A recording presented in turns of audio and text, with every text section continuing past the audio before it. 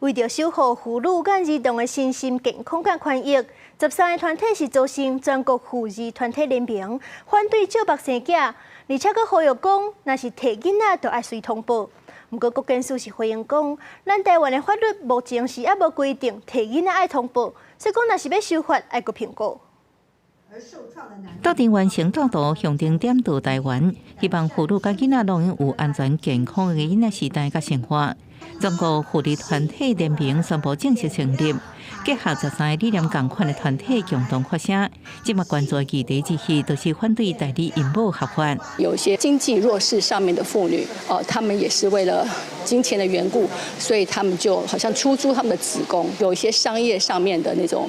我们认为这个是不妥当的。 妇女联名指出，台湾摕囡仔人数是每年外产新生人数的2到3倍，呼吁政府建立有薪妇女生产基金、人工流产通报机制，加设置有薪妇女个案管理师，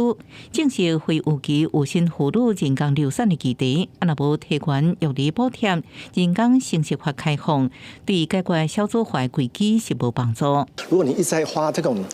不断的补助一些不是能够针对少子化有直接果效的方式来讲，其实台湾对台湾这么严峻的少子化议题，我觉得帮助不大。卫福部长柯泰源表示，按算上紧在今年底将草案送入行政院。 有意苏认为，自然生殖科技治疗有效性达到80%，比人工生殖科技较悬。社会上正反的意见拢有，各需要好好沟通。一件事情都有它好的一面跟不好的一面，所以说，我想大概就是要取得一个平衡点。国建署表示，咱目前并无法律规定医疗机构爱就人工流产进行通报，国际上亚洲部分国家有通报机制，所以议员爱审慎评估。 人工生殖法草案今年7月中已经完成60字预告，各针对预告期间收集意见，目前在照法制作业定数办理当中。记者综合报道。